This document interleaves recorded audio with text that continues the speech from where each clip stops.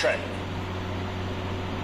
Yeah, Todd, Carly, good morning. An intense 24 hours across the Middle East. Minutes ago, more explosions rocked the Iranian capital of Tehran as the Israelis are going on the offensive after they came under a significant Iranian ballistic missile attack overnight.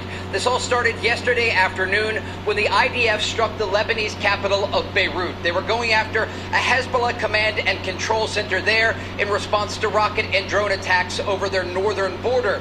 Now, the Iranians shortly after threatened to target Israel for hitting their largest proxy in the region, and later launched 4 waves of ballistic missiles at this country. As those missiles were soaring through the skies of Israel, I spoke on the phone with President Trump, who told me what I would suggest to Iran: you've shot your missiles, that's enough. Get back to the table and make a deal, the president said. President Trump indicating that this is not going to help the ongoing negotiations. Now, Israel later launched a series of airstrikes against the Iranian regime, targeting both central and western Iran, later hitting a petrochemical plant in western Iran. And this was taking place as the Iranians started to launch more ballistic missiles at Israel. Early this morning, civilians here in Israel's second largest city of Tel Aviv awoke to sirens sounding. The Houthis, an Iranian proxy in Yemen, had launched a ballistic missile toward the central part of this country. This morning, more waves of Iranian ballistic missiles, and the region now waiting to see what will come next in the aftermath of the strikes that are currently taking place as we speak. And so a lot of back and forth happening in the region, and at this moment, the ceasefire has collapsed and the war has resumed. Todd, yeah, Trey, the president is still calling for a negotiated settlement and said that an agreement could be signed by today, tomorrow, or Wednesday. But now you have this happen, which seems like it could push that timeline back.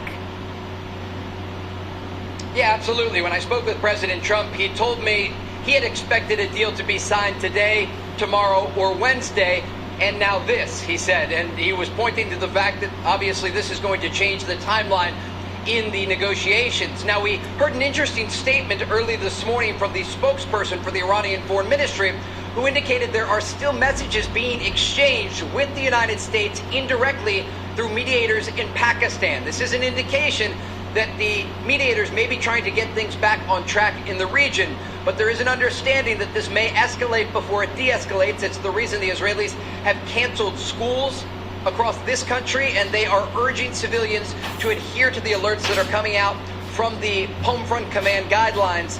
When the alerts come in, sometimes it's just a few minutes before people have to get into bomb shelters and take cover amid this incoming fire. And Trey, just one more fundamental question on background so people at home understand.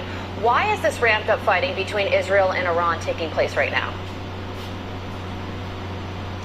Yeah, so this is happening right now in the context of a broader war that occurred earlier this year during Operation Epic Fury, when the United States and Israel launched a series of airstrikes against the Iranian regime to target the country's military infrastructure, because they were unwilling at that time to reach a negotiated settlement that would address the country's nuclear program and also international shipping lanes in the Strait of Hormuz. Now, Trump administration negotiators, including U.S. Special Envoys Witkoff and Kushner, have made significant progress at the negotiating table, but still things have been stalled in the region, with Iran unwilling to make those final concessions as it relates to the highly enriched uranium that is buried deep underground in the aftermath of Operation Midnight Hammer, the bombing campaign conducted by the Trump administration last summer.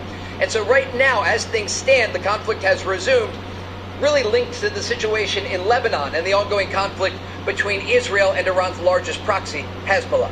Guys, Trey Yingst.